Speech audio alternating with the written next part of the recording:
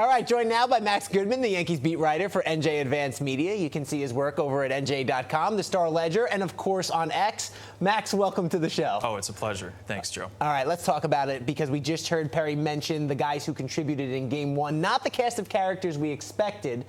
What does this mean moving forward for the Yankees if they're going to get contributions like this from their role players? Well, look, I'll tell you this. They're not going to win a championship if it's just Soto and Judge like it's been at times during the regular season. They need those contributions from Gleyber Torres in the leadoff spot. They need contributions in left field. That's been a hole for them all year. Verdugo with the game winner at the end, and the bullpen really stepped up last night as well. So it's going to be a comprehensive effort if they want to go all the way this year. When you look at that decision in left field to put Alex Verdugo out there over Jason Dominguez, I know a lot of fans were clamoring for Dominguez's offense out there, but what do you think was the final straw that gave Aaron Boone the confidence to go with Verdugo in this spot? It sounded like it came down to Verdugo's experience and his superior skills on defense. The upside on offense would have gone to Dominguez. I mean, that's why he's such a highly touted prospect.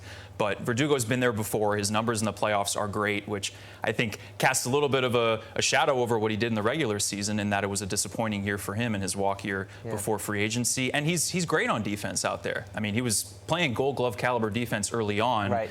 And overall, it just wasn't that great of a year. And we saw it last night after the game. Garrett Cole was praising him for that sliding catch that he made out there, which honestly may have been the difference in this game because it was back and forth all night. All right, we know that every team needs those contributions from the role players this time of year. But if Garrett Cole and Aaron Judge, your team stars, are going to struggle like this and not play like stars, can this team win a championship?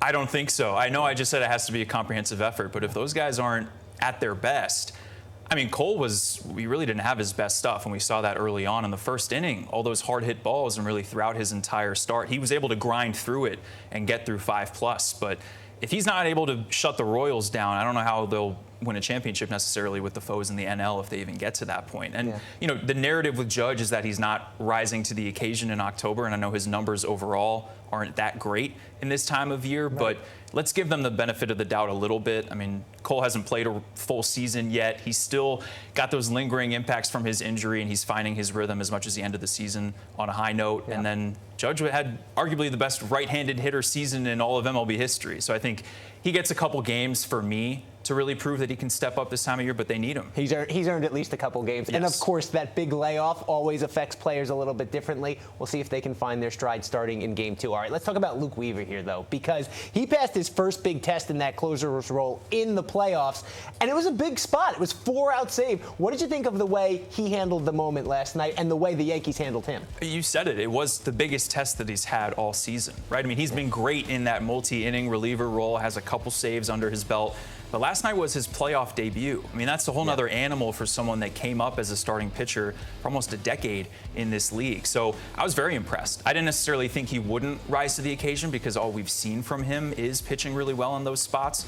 But that at bat against Bobby Witt Jr., you know, the guy who's going to finish second in the race for the AL MVP, he was dotting those pitches there at the end and got those guys out at the end. He didn't like Bobby Witt, didn't like that final strike call right at the knees. That's but that true. is too close to take in playoff baseball. It's too close to take for my little leaguers with 2 strikes. He put it right where he wanted to. All right, the Yankees did a lot of damage by being patient at the plate last night. It was 8 walks that they earned off that Kansas City pitching staff. So is this the most disciplined you've seen them at the plate, or was it just a matter of the Royals not being able to find the strike zone last night? I think it was a lot of the latter. The relievers for the Royals could not find the zone, and they were really allowing the Yankees to have those rallies there. But what stands out to me the most were the bases loaded walks that Anthony Volpe and Austin Wells had. There wasn't necessarily a guarantee that Wells was going to continue to hit cleanup because, you know, we talked about those numbers earlier. He has not been playing well in that spot on offense, hasn't been getting the results, I'll say. But Boone, after the game, brought up this was a couple days before, just confirming that he was going to be hitting cleanup. He brought up that bases loaded walk that Wells had against the Orioles in the AL East clincher, and it was the exact same situation. He came up after a Judge walk and was very patient, stayed in his zone, didn't chase out of it against a tough left-on-left reliever, and just passed the baton. And that's what you have to do at this stage of the year. You look at the guys who are batting in front of him, right, and Judge and Soto and even Gleyber leading off. If Austin Wells is going to grind out at-bats like that in the postseason. What is it going to mean for opposing pitchers in terms of getting into their bullpens moving forward? I don't think you can really overstate how important he is. Yeah. I just did a big story on what it's like to be hitting behind a generational talent, right? So I talked to Jeff Kent and JT Snow, the guys who hit behind Barry Bonds with the Giants. Yep. And it's a mental challenge. It takes years for those guys to get comfortable in those spots because you're going to be coming up with runners in scoring position, or maybe a pitcher's going to not want to face Bonds, or in this case, Judge. And the pressure then goes to you, right? So the fact that Wells is doing this as a rookie with the expectations of wearing pinstripes, and mind you, all the while he's playing catcher. Yeah. He's managing an entire pitching staff where he's the guy behind the plate. He's not splitting time with Jose Trevino anymore. Yeah. So what he's been able to do over these last couple of months, I know he didn't finish the regular season that hot at the plate, but I think he's pivotal to them doing well in October. And he's doing great defensively behind the plate as well, as you mentioned there. All right, when you look at the way both managers treated Game 1 using their bullpens, does the advantage go to the Yankees or the Royals moving forward in this series, the fact that we went through, I think it was 11 relievers combined? Look, I got to give Boone a little credit here. I know some fans out there watching this, they're not his biggest fans, but he pressed all the right buttons last night. And you know, he had urgency in the bullpen, which I liked. I don't think we've ever seen Clay Holmes warming up in the 4th inning before. Right, he was up a lot. He was. Yeah. But when he did bring him in, and Tim Hill pitched okay, I mean, the error from Anthony Volpe really set that inning off. Yep. But Holmes came in and shut the door. Those 5 key outs really bridged the gap. Also, Tommy Kahnle walked a batter, and then it was the number 9 hitter, and you're thinking he's probably going to stick with Kahnle here, right? Save Weaver to be fresh. Yeah. But he went to Weaver right there. It turned into a 4-out save. But those are the perks of having guys like Weaver who can get more than 3 outs, who are versatile and aren't set in one role. Yeah. And I think that being creative this time of year, where he doesn't have a set closer, I wouldn't be surprised if Weaver doesn't close another game in this series if he comes in the 7th and does what Holmes did. It's all about lanes for this team. Those high leverage moments that we're looking for throughout a playoff game. Very interesting to see how that's going to play out. All right, one more guy we got to talk about, because he's been called upon time and time again this season to fill in some of those gaps, and that's Oswaldo Cabrera. He looked very good defensively at first base in for the injured Anthony Rizzo. How surprised are you by what he was able to do defensively and the fact that he got the call over Ben Rice? Well, there's so much value in having someone like Oswaldo Cabrera on your team. One, because of how selfless he is and how much of I'll say a perfect personality, right? Oh, I mean, you've been around him in the clubhouse fantastic. too. Nicest guy and always has that energy. Everybody in there loves him. He's going to build the team up whether he's playing or not. I did think that Rice had a shot to play, but when you look at his numbers down the stretch, when he was already filling in for Rizzo, the previous injury that he had in the regular season, he ended up hitting 170 or so. He had a couple home runs in that one game. But I wasn't necessarily surprised to see them go to Oswaldo. And, you know, he was on Zoom with us earlier today, the beat writers, and he was talking about how Rizzo was kind of the Mr. Miyagi for him, teaching Waldo and Rice and John Birdie, too, who's also an emergency option there at first, the intricacies of playing first in a playoff game, because these guys don't have experience there. It would have been a big moment for Rice also if he got the start as a prospect. So I think they might stick with Cabrera, though, if he's going to keep hitting and playing good defense. Listen, whenever Anthony Rizzo is done, he's going to find himself in a clubhouse one way or another as a manager. He is in every pitch. You see him going over on the iPad every at-bat with Judge there. Definitely you can feel his impact on the game even when he's not playing. All right, Carlos Rodon had a big bounce-back season, but he had his ups and downs throughout the year. What do you expect from him in his postseason debut in pinstripes? Well, he plays with an edge, and that can go in either direction, right? I mean, he gave up a lot of homers this year. Yankees fans did not shy away from turning on him, even in a home start like they did last year. I want to take you back to his final start of last season against the same team he's going to be facing in this series. It's crazy. I forgot that was against the Royals. Go ahead, take us down memory lane. In Kauffman Stadium in KC, I'll never forget it. Eight earned runs, didn't get an out. I mean, that's one of, if not the worst starts in Yankees history. And I think he turned his back on Matt Blake when he came out as well. It was the worst possible ending to, I think it's fair to say, the worst possible first season for someone that was signed to such a big contract, coming in with those expectations. So he's got a history with this team, and I remember I crossed paths with him when the Yankees were celebrating clinching the division, and he was just so excited for this opportunity to be able to pitch in the playoffs. He's pitched in the postseason before with other teams, but to do it in pinstripes and continue to win over this fan base, he's important for them, right? I mean, there are question marks of who's going to be the Game 3 starter, who else they're going to lean on, but it's Cole and Rodon, and if those guys can, carry them going forward, pitch deep into games. It keeps the bullpen fresh. He's so important. And if he can win in October, all of that from the first year will be forgiven, right, and we can move on there. All right, but it's not going to be easy because he's going up against one of the best lefty starters in the league, who's going for the Royals in Game 2 in Cole Ragans. Ragans faced the Yankees earlier this year, gave up 2 earned runs in his only start against the Bombers. That was a 2-run homer to Juan Soto, by the way. What do the Yanks need to do to get the best of Ragans tomorrow night? Well, I'm sure that it helps that they recently faced him, and the same goes for Seth Lugo as well. That was the start before that when he went, I think, 7 strong with, it must have been like 13 strikeouts or something. It was one of the best performances by a pitcher against the Yankees this year. So the two of them are really formidable, and they've got to beat them to win this series. It's not just going to be Michael Wacha and their bullpen, which is a liability sometimes. They got to beat those aces. And, Ragans was an all-star. He came over to the Royals in the Aroldis Chapman trade. There's a familiar name for you out there. And he's got reverse splits. So the Yankees are going to put a lot of lefty hitters into this lineup. Verdugo will be back out there in left. And you got to take care of business, right? You got to ride that momentum because this series is going to go back to KC on the other side, and if you go in 1-1, anything can happen. And if they can continue to grind at bats the way they did in Game 1, maybe they can get Ragans out of the game and get to that bullpen again. All right, we mentioned Soto there. He continued to show his value last night. 3 hits, and then he throws out Salvador Perez at home. Interesting send there. But what would a big postseason do for his contract demands? And does that help or hurt the Yankees' chances of re-signing him? I feel like he's going to have a big postseason. It's not an if, right? I mean, he's done it before. What was he, 19 years old when he won a World Series with the Nationals, hitting the ball to the train tracks in Houston off Garrett Cole, right? So he's built for this, and he's risen to the occasion with the Yankees before. He just relishes the opportunity to play in front of that crowd in right field with the Dominican flags and the chants and roll call. So he will be playing well. And the price tag is just going to continue going up. I'm sure that folks behind the scenes with the Yankees are, getting a little antsy about that. What are we going to have to give him? How many zeros? You just hand over the blank check and you say, fill in the number you would like, and let's discuss the terms on how many years. But at a certain point, it's like you could sign a lot of players if you don't get a Soto. Now, I'm not advocating for them totally saying we don't want him, but if he ends up going to another team that just blows them away, and someone Soto will. Camp. And someone will when you have the, what is it, the generational Juan Soto, I believe it is. All right, let's talk about Aaron Boone, because we give him a lot of criticism whenever he doesn't push the right buttons or he sticks with a guy and it doesn't work out.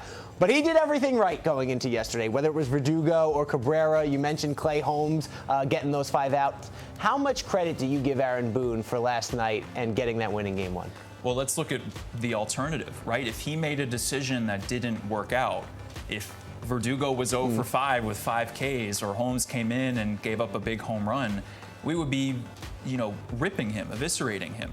Because he is usually that pariah, and Yankees fans are not always his biggest advocate, right? So these kind of games where he does push all the right buttons, I think he does deserve a lot of credit because he hasn't necessarily gotten it. And what also stands out to me real quick is, you ask Verdugo about how hard this season has been, and he gives credit to Boone, that Boone has been always with his door open and being a resource for him.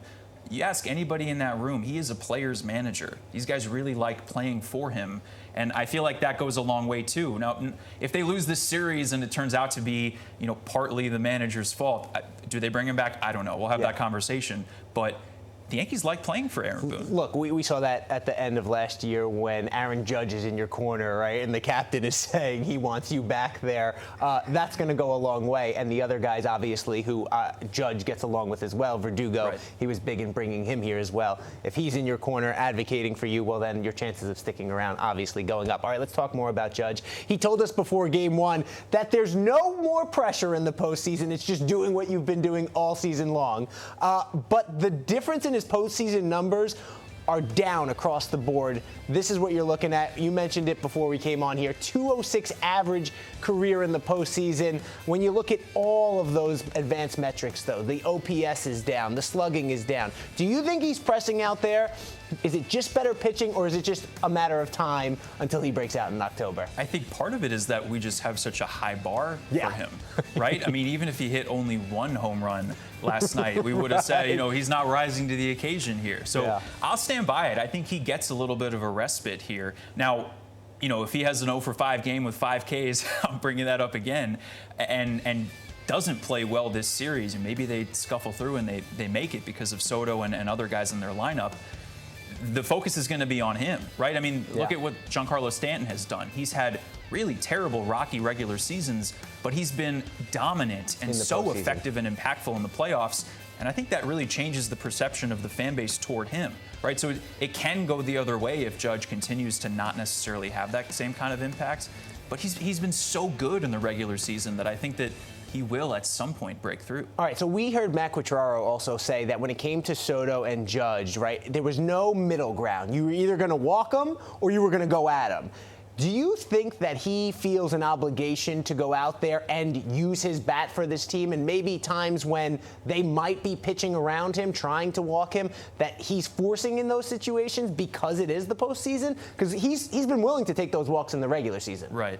Yeah, I mean, it's possible. The playoffs are another animal. He has been there before. Yeah. This isn't necessarily something new for him. And other than that game 161, when it was the last time he played, game 162, he's been playing really well. Yeah. So, when I talked to him for that Austin Wells story that I mentioned earlier, he said that he really liked passing the baton to Wells. And he likes how Wells is that lefty-righty balance sandwich between him and Stanton. And I think that the Yankees do really have an affinity for the way that the lineup progresses. We haven't even brought up Jazz Chisholm Jr., who's just waiting, and he's also a threat with runners in scoring position. Jazz Chisholm was in the middle of 2 big plays in last night's win over the Royals. In the 7th, with 1 out, Jazz was on the move as he gets to the bag. An odd slide, but the tag placed by Bobby Witt Jr. Umpire calls him safe. The Royals would challenge it, but it stands. Chisholm would score the winning run on Alex Verdugo's base hit.